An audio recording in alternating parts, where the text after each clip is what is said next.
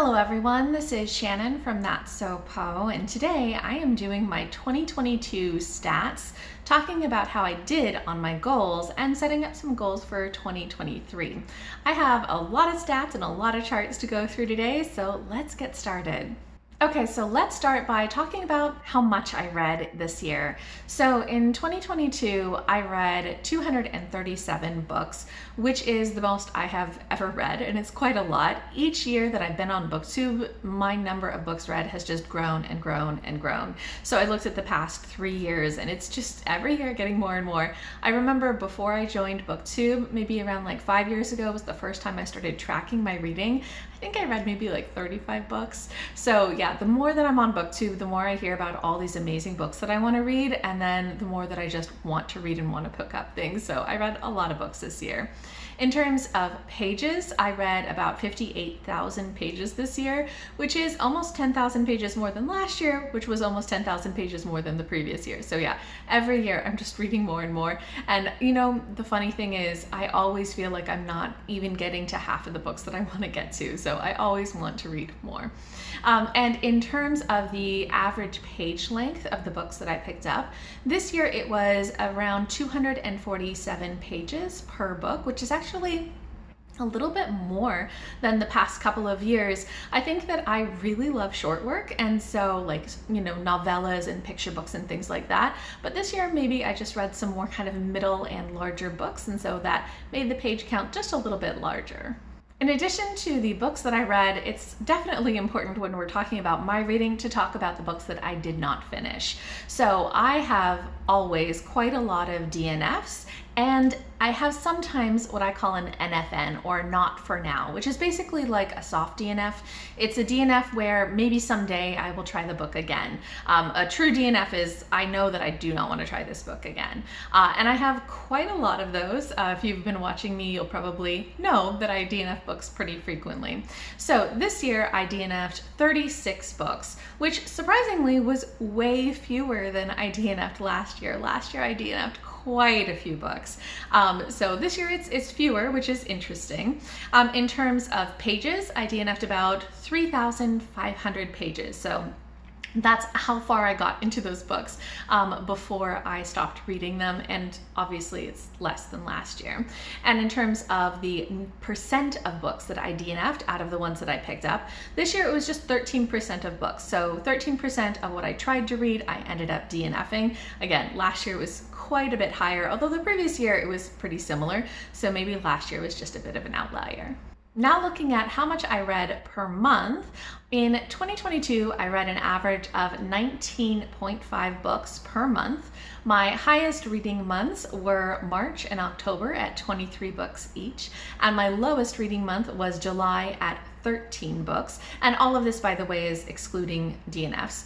And it looks like pretty consistently I'm reading somewhere around 20 books a month, which sounds like a lot, but again, I'm reading a lot of shorter things too. In terms of pages per month, I had an average of around 4,800 pages per month. My highest reading month was October at 6,700-ish, and my lowest was July at 3,300-ish. Looking at the page count of the books that I picked up, 20% of what I read was under 100 pages, another 20% was 100 to 200, and then we have the bulk of what I was reading, so basically 50% of what I was reading was between 200 and 400 pages, with just a few things that were longer than that, although I did, have a couple of things over 500 pages. The shortest book that I read this year was The Magazine Volume 1, which was 23 pages long. It was kind of like an SFF translated almost flash fiction, short fiction collection. The longest book that I read was Crossroads of Twilight by Robert Jordan, which was a book in the Wheel of Time that was 832 pages, and also coincidentally my lowest rated book of the year. Now moving on to how I liked the books that I was reading this year. I basically loved everything that I read this year. So if we look at my star ratings, 80% of what I read was 4 stars and above. Obviously, this is excluding DNFs. I had 1 2-star read, 1 2.5-star read, a couple of 3-star reads, a couple of 3.5-star reads, and then everything else was wonderful. I had 92 5-star reads, so 40% of what I read was 5 stars, which is actually pretty consistent with me. I think it's around 40% every year, but I just had so many amazing books. I really love the books that I pick up, and they're just so wonderful. I always have such a hard time with my best of the year list because I have to leave off so many books that I loved, but yeah, it was a great reading year. I loved these books. And in terms of my average rating across the past 3 years, it's actually incredibly consistent, always 4.3 something. So this year it was 4.36. Really, really similar for the past couple of years. So my reading, like what I'm picking up, how well that's matching what I'm kind of desiring to read is actually working out really well. But you may be asking yourself, what about all those DNFs? I don't rate DNFs, and so I don't really include them in almost any of my stats, except where explicitly I'm saying this includes DNFs. But I think it's interesting to take a look at what would my star ratings have looked like if I had included DNFs as 2.5 stars. So as 2.5 stars, that would be about 13% of my reading, but that still leaves me with a huge percentage of my books that are 4 stars and above. I still really, really love what I'm reading, even if we include that chunk of DNFs. And if we look at the past few years, obviously, because last year I had so many more DNFs, my average rating was a bit lower, but this year it was at 4.12 if I include all of those DNFs, which means I'm still really, really loving what I'm picking up. Next, I thought it would be fun to look at kind of the breakdown of what percentage of books I own that I read versus what percent were borrowed from the library. I'm a really heavy library user, so that is generally a pretty high number for me. This year, only about 2/3 of what I picked up was from the library, so a full third was from my own shelves, because this year I had a kind of priority of reading my own TBR. Next year I think that this chart will change quite a bit, but even so, a big percentage, quite a large bulk of what I read was from the library. I also did quite a few rereads this year, so I thought it would be fun to see what percentage of my reading that makes up, and it makes up only 5% of my reading. So even though I felt like, oh, I did quite a few rereads, it really wasn't that many. It was just 12 books. So in the course of the grand scheme of all of my books, that was just 5%. So most of what I was reading was new to me. I also think it's fun to take a look at the breakdown of what I read that is textual, so just pure text, versus graphic, because I do pick up a ton of graphic novels and picture books and things like that. So this year, about 25% of the books that I picked up were graphic, and if we look at that in terms of pages, it's actually a slightly smaller percentage of the pages that I read, so it was only 17%, or 10,000 pages, which means that I still was reading almost 50,000 pages in text, but a lot of those other pages, that 10,000 pages, were, lots of pictures. I also got really into audiobooks in 2022. I just sort of discovered that nonfiction audio especially was something that I could enjoy listening to while handling things around the house. Audiobooks in general, especially for fiction, I struggle to get into, but nonfiction I actually find can be really enjoyable, especially when my hands are busy with something. Even so, I only read about 8% of my books on audio, but I really enjoyed that. Almost everything I just prefer to read with my eyes, and I don't track ebook versus physical book separately. It's just audiobook or not audiobook. Then looking at the types of books that I was picking up, I picked up really a lot of novels. Fully half of what I read this year was novels, followed by collections, essay collections, poetry collections, something like that. That was around 20% of what I read. Then pretty much everything else is, other than novellas, is graphic work. So picture books, manga, and comics. And comics is just any sort of like graphic novel meant for kind of middle grade teenagers, adults, rather than picture books. But yeah, I read quite a few graphic things, but most of what I read was novels. Next, looking at the publication year of the books that I picked up, Almost everything that I picked up was in the past few years, and even before that, it's mainly within the past decade. I did have a couple of things that were 20th century. I think that was mainly like Georgette Heyer and Peachy Boathouse. And then I did have like one book that was a Victorian novel, but most of what I've been picking up is new releases. That's a lot of what I've been pushing for, with some things that are just slightly older, you know, the Robert Jordans, things like that I've been working on. Next, looking at the age category of the books that I picked up, about 75% of what I read is adult. I really like adult works. They're my favorite, but I also really love stuff that is for other age groups as well. So I have a chunk of, you know, kid lit. So I have some things that are meant for children, like the picture books, some things that are YA, but a pretty big chunk that is middle grade because I really enjoy middle grade. Then looking at the genres for the fiction books that I picked up, by far the genre that I picked the most up of is fantasy. I love fantasy, I read a ton of it. Most of my books were fantasy this year. Usually sci-fi is actually a pretty close second, but this year I didn't read as much sci-fi.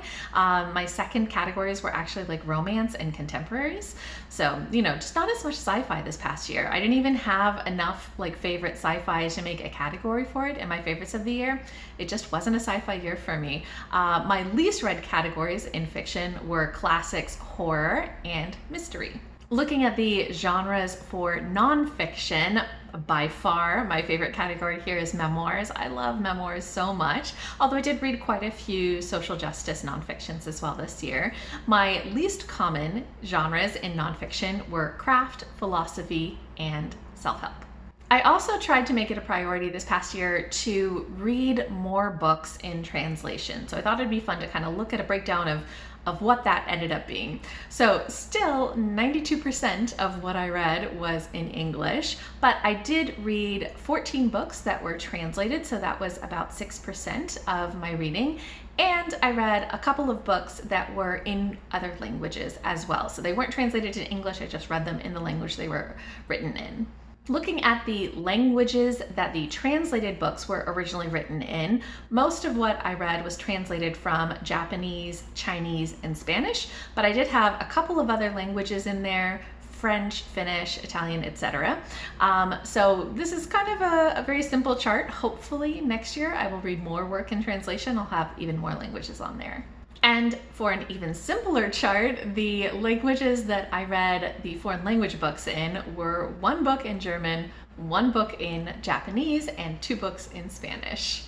I also wanted to read more internationally this year, so I took a look at how I did on that, and still 85% of the books that I read are from what I consider the kind of domestic countries, so the US, the UK, and Canada. Those are ones that I always find it really easy to pick up from, but I did get, 14% of books that were from other countries as well. And digging down deeper into those categories, looking at the domestic countries that I read from, and this is all just by number of books, I read the vast majority of the books that were from the US, UK, and Canada were from the US. So 62% of what I was reading within that category was from the US, with pretty even split between UK and Canada, and then a couple of books that were a mixture, like they had people from different countries. Breaking down the books from the international countries, it looks like I read from quite a few different countries, not that many, but a few. Most of the books that I read actually were from people of multiple different countries. So I read a lot of anthologies, especially SFF anthologies that had people from different places. So that's where a lot of those numbers come from. The ones that were by people from a single country, I read a lot from Japan and New Zealand and France. Now moving on to some stats that are very, very fuzzy because they're about author identity. So this is all based on whatever I could discover through looking about the authors online.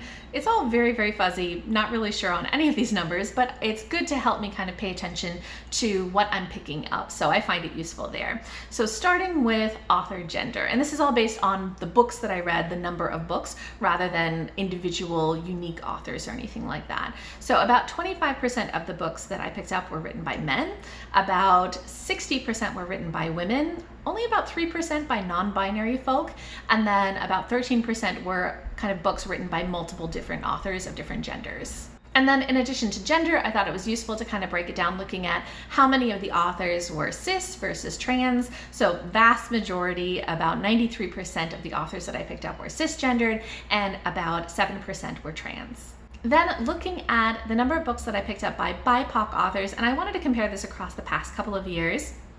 I picked up about 61% of the books that I read this year were by BIPOC authors, which is actually lower than last year, which isn't great. I really wanted to read more this year rather than less, but I still read so many great books by BIPOC authors. Looking at books that are by queer authors or that have queer main characters, because often with something like queerness, authors may not be out. I accept just characters that are queer, and that's like a big part of the story, that kind of thing. So looking at this, about 26% of the books that I read were by queer authors or featured queer main characters, which again is less than last year. And then looking at disability, I had around 19% of the books that I picked up that were by disabled authors or featured a disabled main character, which is just slightly more than last year. Okay, so those are all of my reading stats from last year. Now I want to talk about the goals that I had for 2022. So I had 5 main goals, and these are all related to percentages of the diversity of what I'm reading. So I wanted to do 70% BIPOC authors, 35% queer authors or characters, 20% disabled authors or characters, 25% international, and that again I'm defining as not US, UK, or Canada, and 15% translated. And I failed at every single one of these. So I was trying this year, but I also just kind of got off track with a lot of comfort reading, just being not in the mood to challenge myself, and I just really did not reach any of these goals. It's okay, we'll talk about this more when we're doing reflections. But what it ended up being was that for BIPOC authors, I read about 61%. For queer authors, I read about 26%. For disabled authors, I read about 19%. For international authors, I read about 14%. And for translated, I read about 6%. So all of these were something like, you know, a couple percent to 10% off. So I really didn't reach any of these, but even so, I feel like they were very aspirational for me, and that's a good thing. I also think it's interesting to take a look at, in my reading, kind of how did that break down in terms of my goals? How many books was I picking up that satisfied how many different goals? Because I had quite a lot of goals, and if you look at the percentages of those goals, they add up to more than 100%, which means I need to be reading a lot of books that satisfied multiple goals, so intersectional reading basically. So looking at it, I had about 27% of the books that I picked up that satisfied 0 goals, which is quite a large percentage. I'd love to get that down a little bit, but the rest of my books were satisfying at least 1 goal, and actually quite a few of the books that I was reading satisfied more than 2 goals. So about 40% of what I read satisfied 2, 3, or more goals, and that's really where I would like the bulk of my reading to be. I'd like to be reading a lot more intersectional authors. So that's kind of moving forward a number that I want to pay attention to. And then in addition to my goals, I had a couple of reading priorities. So my reading priorities weren't like strict numbers or anything, just things that I wanted to prioritize, starting with reading my owned TBR. So at the beginning of 2022, I had 19 physical books and 42 ebooks that were owned that I wanted to get to. And through a combination of reading them, starting them and DNFing them, as well as just plain unhauling them, I got through a ton of these. So I moved to 1 physical book. That's all that's left on my shelf, and I'm actually halfway through it. And I moved to 7 ebooks, and I'm halfway through 3 of those. So I made really great progress on this priority. The other priority I had was to read and review new releases by marginalized authors. So I picked up 66 books that were new releases in 2022, and about 80% of those were by marginalized authors, which I feel is pretty good. I'm very pleased with that. Looking at the overall number of books that I've read and how many of them were new releases by marginalized authors, that was about 22%, which again, I feel isn't too bad since I do read across a lot of different years. So I feel like that went actually pretty well as well. I did, however, struggle to pick up a lot of the new releases that I had on my anticipated releases list. So even though I was picking up quite a few 2022 releases, not all of them were things that I had actually put on that list. So I had 60 books on my anticipated releases list for the year. So each quarter I put 15 on, and I thought that was pretty reasonable, but I actually only got to 22 of those. So that's about 36%. I really was hoping that I would get to a larger percentage of those, because like I really do put in like some time and thought into looking at what's coming out and trying to make those, and a lot of those are by marginalized authors. So I would have liked to have done a little bit better there. Then in terms of actually reviewing them, like doing standalone reviews, not just wrap-ups, which was my goal, I did okay, not quite as great as I would want to. So looking at both this year and last year, I made fewer videos this year, kind of across the board. Last year I made 109 videos, and this year I made only 91, which was good. Like I needed to slow down my pace a little bit. Of those, last year 27 standalone reviews were made. This year I only made 12.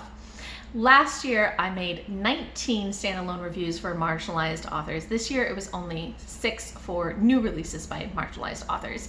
So definitely I would like to maybe do a few more. It would be nice to maybe do one a month, that kind of thing. But I think that just overall having fewer videos, where I know that one of the videos I'm doing each week is my weekly wrap up, it makes sense that I just had fewer standalone reviews. But I really like making those, so I'd like to improve that number just a little. Now I want to talk about my reflections on 2022 in terms of my reading year and my booktubing year. So in terms of my reading, I really was happy with my reading. I really loved what I was picking up. Obviously, as you've seen from my ratings, I just had so many 5-star reads. I loved the books that I was picking up. I picked up across so many different genres. I just had such a fun time with my reading.